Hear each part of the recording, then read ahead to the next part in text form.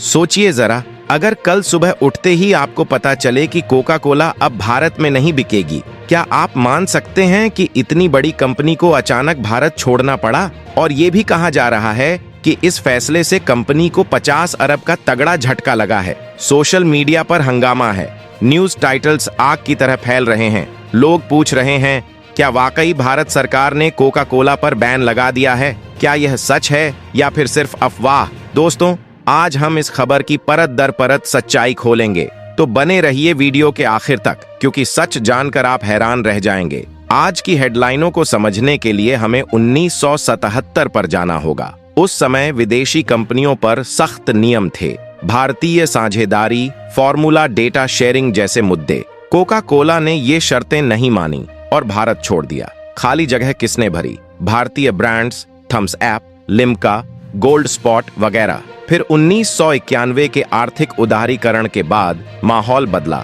और 1993 में Coca Cola की वापसी हुई, सीधे पार्ले के सॉफ्ट ड्रिंक ब्रांड्स का अधिग्रहण करके। यहीं से कोला मार्केट में फिर से बड़ा खेल शुरू हुआ। जब कोका कोला ने पार्ले के ब्रांड्स खरीद लिए तो इंडिया में कोला की असली जंग शुरू हुई। पहले जहां Thums up, Limca, gold spot जैसे भारतीय ब्रांड्स अकेले चल रहे थे, अब वो कोका कोला के अंडर आ गए। दूसरी तरफ पेप्सी भी मार्केट में थी। मतलब 1993 के बाद से भारत का पूरा सॉफ्ट ड्रिंक मार्केट विदेशी कंपनियों के कंट्रोल में आ गया और कोका कोला और पेप्सी के बीच सीधी टक्कर शुरू हो गई। यानी जो जगह पहले इंडियन ब्रांड्स की थी, वो धीरे धीरे ग्लोबल ब्रांड्स ने ले ली। अब आते हैं आज की स्थिति पर। सोशल मीडिया और यूट्यूब पर आप देख रहे होंगे कि टाइटल घूम रहे हैं, कोका कोला बंद हो गई, 50 अरब का झटका। लेकिन असली सच्चाई ये है कि भारत सरकार ने कोका कोला पर कोई बैन नहीं लगाया है। हाँ, कुछ जगहों पर लोकल लेवल पर ऐसा फैसला जरूर हुआ है। उदाहरण के तौर पर लवली प्रोफेशनल यूनिवर्सिटी LPU ने अपने कैंपस में कोका कोला और पेप्सी जैसी अमेरिकी ड्रिंक्स को बेचने पर रोक लगा दी। वजह क्या थी? Health concern. यूनिवर्सिटी का मानना था कि इन सॉफ्ट ड्रिंक्स में शुगर और केमिकल्स ज्यादा होते हैं, जो छात्रों की सेहत के लिए सही नहीं है। स्वदेशी सपोर्ट। LPU चाहती थी कि छात्र विदेशी ब्रांड्स की बजाय भारतीय ड्रिंक्स अपनाएं, जैसे लस्सी, नींबू पानी, दूध और juice. Social economic stand. University का तर्क था कि अमेरिकी ड्रिंक्स भारतीय पारंपरिक और लोकल पेय उद्योग को नुकसान पहुंचाते हैं, इसीलिए भारतीय विकल्पों को बढ़ावा देना जरूरी है। यानी LPU का ये फैसला उनकी अपनी कैंपस पॉलिसी का हिस्सा था, कोई देशव्यापी बैन नहीं। लेकिन जब ये खबर बाहर आई तो सोशल मीडिया और यूट्यूब पर इसे बड़े स्तर पर उछाल दिया गया। ऐसा जताया गया मानो पूरी भारत सरकार ने कोका कोला को देश से बाहर कर दिया हो। इसका मतलब ये हुआ कि ये सिर्फ कुछ संस्थानों का नियम है, पूरे देश का नहीं। अब जब ये खबरें बाहर आईं तो सोशल मीडिया और डिजिटल प्लेटफॉर्म्स ने इसे बड़ा मुद्दा बना दिया, जबकि हकीकत ये है कि भारत सरकार ने ऐसा कोई ऑर्डर जारी नहीं किया है। ये सिर्फ LPU जैसे कुछ संस्थानों के अंदर का फैसला है, और वहां भी यह हेल्थ प्लस स्वदेशी सपोर्ट के कारण लिया गया। लेकिन 1977 में कोका कोला सचमुच भारत छोड़ चुकी थी, इसलिए लोग इस बार भी मान बैठे कि शायद वही कहानी फिर से दोहराई जा रही है।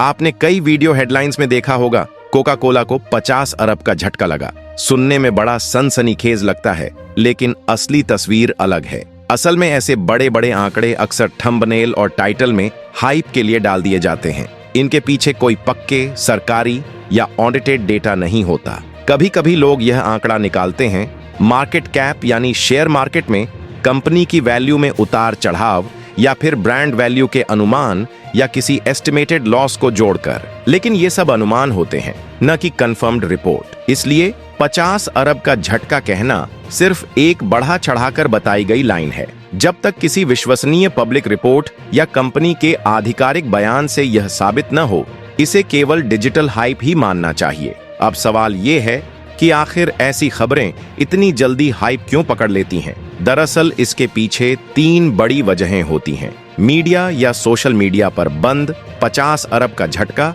सदमा जैसे शब्द बहुत तेजी से लोगों का ध्यान खींचते हैं। इनसे न्यूज ज्यादा क्लिक होती है और वीडियो जल्दी वायरल हो जाते हैं। असलियत ये थी कि LPU जैसी यूनिवर्सिटीज ने सिर्फ अपने कैंपस में कोका कोला पेप्सी को बैन किया, लेकिन टाइटल्स और हेडलाइंस में इसे ऐसे दिखाया गया जैसे पूरी भारत सरकार ने बैन कर दिया हो, यानी लोकल फैसले को नेशनल लेवल का बनाकर पेश किया गया। भारत में जब भी विदेशी कंपनी और स्वदेशी ब्रांड का मुद्दा आता है, लोग जल्दी जुड़ जाते हैं। इसी वजह से हेडलाइंस को इस एंगल से लिखा जाता है ताकि लोग ज्यादा भावुक होकर रिएक्ट करें। तो सच ये है कि कोका कोला भारत में बंद नहीं हुई है। आप आज भी किसी भी दुकान, मॉल या रेस्टोरेंट में जाकर कोका कोला और पेप्सी खरीद सकते हैं।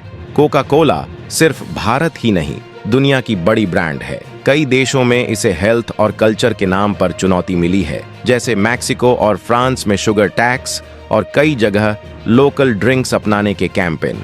यानी ये सिर्फ इंडिया का मामला नहीं, बल्कि ग्लोबल पैटर्न है। 50 अरब का झटका सुनकर लगता है कंपनी इंडिया छोड़ रही है, लेकिन असलियत ये है कि कोका कोला का बिजनेस यहाँ मजबूत है। हजारों डिस्ट्रीब्यूटर्स, लाखों दुकानदार और किसान इससे जुड़े हैं। इतना बड़ा फैसला आसान नहीं होता। LPU के कैंपस बैन को सोशल मीडिया ने देश भर का बैन बना दिया, जबकि सच ये है कि कोका कोला आज भी IPL स्पॉन्सर कर रही है, बॉलीवुड और टीवी पर एड्स आ रहे हैं। अगर सच में नेशनल बैन होता तो ये सब सबसे पहले रुक जाते। इसलिए अफवाह और हकीकत में फर्क समझना जरूरी है। अब इसका मतलब ये नहीं है कि LPU का फैसला गलत है। हेल्थ और स्वदेशी सपोर्ट एक अच्छी सोच है। वो अपने छात्रों को बेहतर विकल्प जैसे लस्सी, दूध, नींबू पानी या जूस देना चाहते हैं, लेकिन इस लोकल फैसले को पूरे देश का बैन मान लेना सही नहीं है। सही मैसेज ये होना चाहिए, आपके पास हमेशा चॉइस है। आप चाहे कोका कोला पिएं या नींबू पानी, लेकिन अफवाहों पर भरोसा न करें, क्योंकि सच्चाई और हेडलाइन में बहुत फर्क होता है। तो दोस्तों, अब आपको पूरी सच्चाई पता चल गई कि कोका कोला इंडिया से बैन नहीं हुई है। अगर ये वीडियो आपको जानकारी पूर्ण लगी हो तो इसे अपने दोस्तों के साथ जरूर शेयर करें, ताकि और लोग भी अफवाह और सच्चाई में फर्क समझ सकें। और हाँ, चैनल को सब्सक्राइब करना मत भूलिएगा। जय हिंद,